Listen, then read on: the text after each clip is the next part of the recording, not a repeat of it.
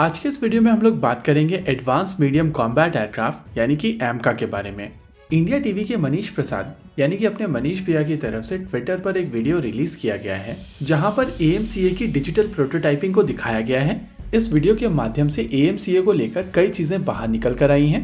तो चलिए करते हैं आज के इस वीडियो में इन्हीं चीजों की एक एनालिसिस और समझने की कोशिश करते हैं कि एएमसीए प्रोग्राम किस तरफ बढ़ रहा है और आगे चीजें किस तरीके से डेवलप होंगी। लेकिन उससे पहले बात कर लेते हैं अनअकैडमी के बारे में। देखिए, अगर आप इंडियन आर्म फोर्सेस को ज्वाइन करना चाहते हैं तो अनअकैडमी आपके लिए एक बेहतरीन प्लेटफॉर्म साबित हो सकता है। अगर आप अनअकैडमी का सब्सक्रिप्शन अभी लेते हैं और आप हमारा कूपन कोड alpha22 का प्रयोग करते हैं तो आपको स्ट्रेट फॉरवर्ड 20% का डिस्काउंट मिलेगा। अगर आप NDA, CDS, AFCAT, Indian Air Force, navy, coast guard या सीएपीएफ को ज्वाइन करना चाहते हैं तो आपको यहाँ पर डेडिकेटेड कोर्सेज मिलेंगे जो आपकी इस जर्नी में काफी ज्यादा मदद करेंगे। कोर्सेज के लिंक आपको नीचे डिस्क्रिप्शन बॉक्स में मिल जाएंगे, लेकिन आप कूपन कोड यूज करना ना भूलिए क्योंकि उससे आपको 20% का स्ट्रेट फॉरवर्ड डिस्काउंट मिलेगा। लेकिन ये ऑफर केवल 29 जुलाई यानी कि 29 जुलाई तक ही वैलिड है। अनअकैडमी के इन कोर्सेज का जो सबसे बड़ा एडवांटेज है वो है इनके ब्रांडेड नोट्स। और अगर आप आइकॉनिक लर्नर सब्सक्रिप्शन लेते हैं तो आपको ये ब्रांडेड नोट्स आपके डोर स्टेप पे मिलेंगे। वहीं पर अगर आप प्लस लर्नर सब्सक्रिप्शन लेते हैं तो आपको ऐप में ये नोट्स मिल जाएंगे। ध्यान रहे, ये ऑफर वैलिड है केवल 29 जुलाई तक।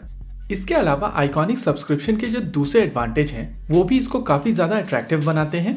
जैसे कि आपको एक पर्सनल कोच मिलता है जो आपको 101 गाइडेंस प्रोवाइड करता है। साथ ही साथ आपको एक स्टडी प्लानर दिया जाता है जो कि एक कस्टमाइज बाई वीकली प्लान होता है जिसकी मदद से आप अपनी प्रोग्रेस को भी मॉनिटर कर सकते हैं।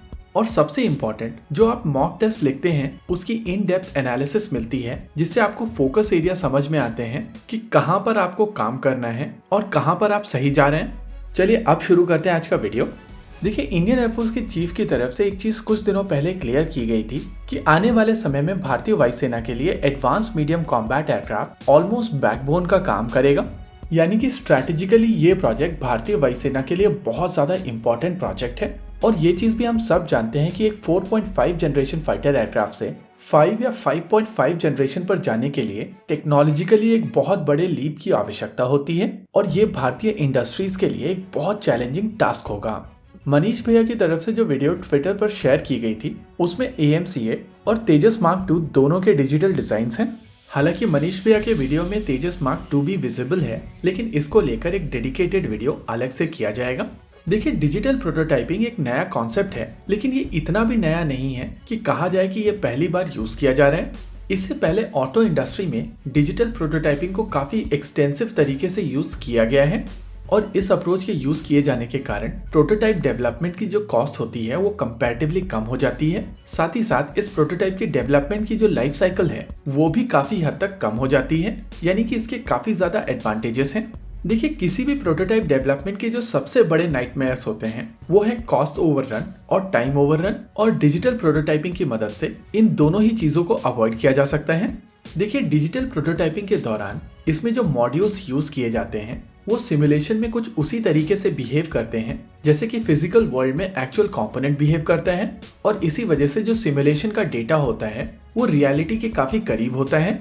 इस तरीके के डेटा के साथ में जब कंपोनेंट को डिजाइन किया जाता है तो मैन्युफैक्चरिंग कंपैरेटिवली काफी ज्यादा आसान हो जाती है और टेस्टिंग में जाने से पहले सारे पैरामीटर्स ऑलरेडी आपके पास में अवेलेबल होते हैं। यानी कि ये कहा जा सकता है कि डेवलपमेंटल कॉस्ट और प्रोटोटाइप की डेवलपमेंट की टाइमलाइन कम तो होती ही है, साथ ही साथ टेस्टिंग की भी टाइमलाइन कम हो जाती है।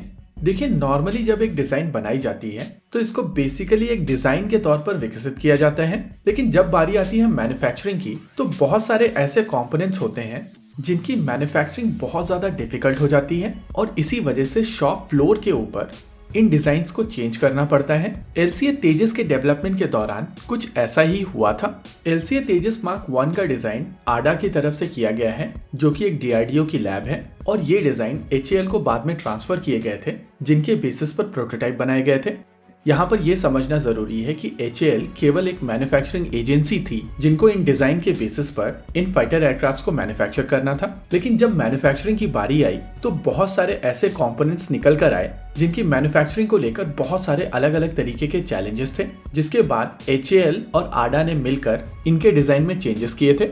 इस तरीके के चेंजेस के चलते, जिनको नॉर्मली शॉप फ्लोर पर किया जाता है, पूरे प्रोजेक्ट की टाइमलाइन डिस्टर्ब होती है और साथ ही साथ यहाँ पर कॉस्ट ओवररन्स भी होते हैं।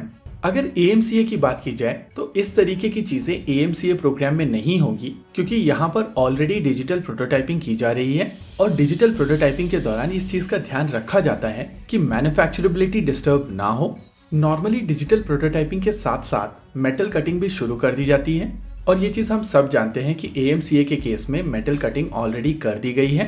रिपोर्ट्स के हिसाब से कहा जा रहा है कि AMCA का डिजिटल प्रोटोटाइप अगले साल तक तैयार हो जाएगा और वहां से 4 या 5 साल के अंदर इसका फिजिकल प्रोटोटाइप भी तैयार कर दिया जाएगा।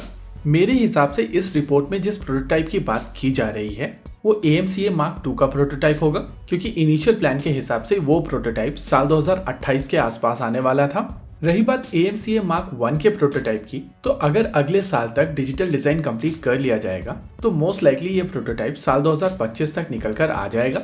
देखिए, यहाँ पर ये समझना जरूरी है कि AMCA 2 फेजेस में बनाया जा रहा है और फेज 1 साल 2030 के आसपास अपने प्रोडक्शन में जाएगा, वहीं पर फेज 2 साल 2035 में अपने प्रोडक्शन में जाएगा। यानी कि यहाँ पर ये चीज कही जा सकती है कि ये लॉन्ग टर्म प्रोजेक्ट्स हैं और इसी वजह से ये एक्सपेक्ट करना कि साल 2028 के आसपास ये प्रोडक्शन में चले जाएंगे वो सही नहीं होगा।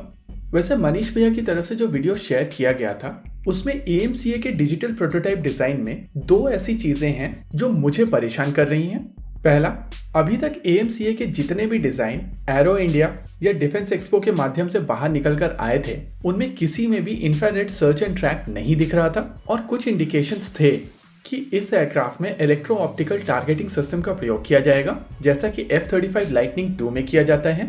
लेकिन इस डिजिटल प्रोटोटाइप डिजाइन में आपको इंफ्रारेड सर्च एंड ट्रैक दिखाई पड़ेगा और इस वजह से मुझे लग रहा है कि भारतीय वायुसेना की तरफ से AMCA Mark I में इंफ्रारेड सर्च एंड ट्रैक मांगा गया है, वहीं पर AMCA Mark II में शायद ये इलेक्ट्रो ऑप्टिकल टारगेटिंग सिस्टम्स का प्रयोग किया जाएगा। इसके अलावा इसमें इनफ्लाइट रिफ्यूलिंग प्रोब भी दिखाई दे रहा है और कुछ लोगों का क्वेश्चन था कि क्या ये इनफ्लाइट रिफ्यूलिंग प्रोब एक फिक्स प्रोब होगा।